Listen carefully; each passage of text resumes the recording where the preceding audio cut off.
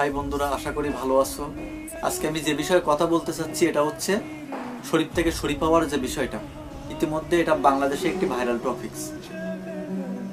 বাংলাদেশের এমন কিছু কার্যকলাপ দেখলে মনে হয় মুসলমানরা এদেশের ভাড়াটিয়া, অথচ এদেশের 95% মানুষ মুসলিম। আমাদের মুসলিম সমাজের কিছু হারাম হালাল বলে কথা আছে, এটা তারা মানতে চায় না। তারা কি করছে, সপ্তম শ্রেণীর বইয়ের ভিতরে সহকর্মী স্বীকৃতি পাওয়ার বিষয়টা তুলে ধরছে। একটাবার ভাবতে পারতেছেন এটা যদি বাংলাদেশে প্রচলিত হয় বাংলাদেশের অবস্থাটা কি হবে? এই যে আমার কথাটা ভাবেন, আমি ছিলাম এতদিন আগে কি আমিনুর, এখন আমি আমেনা হয়ে গেছি। কারণ কিভাবে? কারণ আগে আমার মুখে দাড়ি ছিল, এখন আমার মুখে দাড়ি নাই, কেটে ফেলছি। কারণ আমি এখন সহকর্মী হওয়ার চেষ্টা করতেছি। এখন আমি যদি কোনো জজ সাহেবের মেয়েরে ধর্ষণ করি, তখন আমারে কোর্টে চালান করা হলো। পরে জজ সাহেব আমার কাছে জিজ্ঞাসা করলো, তুমি এই কাজটা কেন করছো? তখন আমি কি বলবো?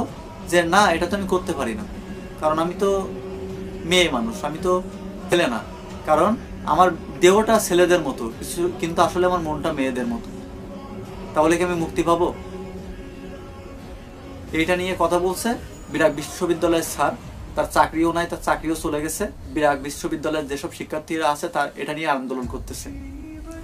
এখন আমাদের উচিত, এই বই ছিঁড়ে লাভ নাই, বইয়ের 2টা পৃষ্ঠা ছিঁড়ে লাভ নাই। আমাদের উচিত এই 2টা পৃষ্ঠার এই বইয়ের ভিতরে ঢুকায় লোকে, তারা খুঁজে বের করা।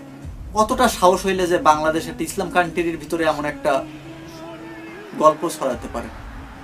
তা আমাদের সবার উচিত যে আমরা সবাই একতা হয়ে এটার বিরুদ্ধে প্রতিবাদ করব, যাতে পরবর্তীতে এমন কোনো কথা, এমন কোনো গল্প লেখার আগে মুসলমানদের কথাটা একটু চিন্তা করে। আসলে এই যে আমি যে সেফ হয়ে এখন আমিনুর থেকে আমেনা হওয়ার প্র্যাকটিস করতেছি, তাহলে আমি কি পারবো কোনো মহিলা হোস্টেলে গিয়ে থাকতে?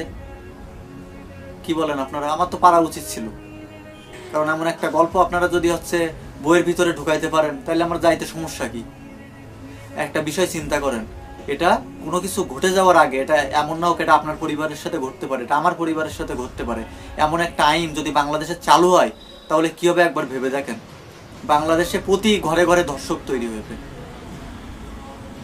এই জন্য আমাদের সবার আগে উচিত এটার প্রতিবাদ করা, যাতে এমন কোনো আইন চালু হওয়ার আগে আমরা সচেতন হতে পারি।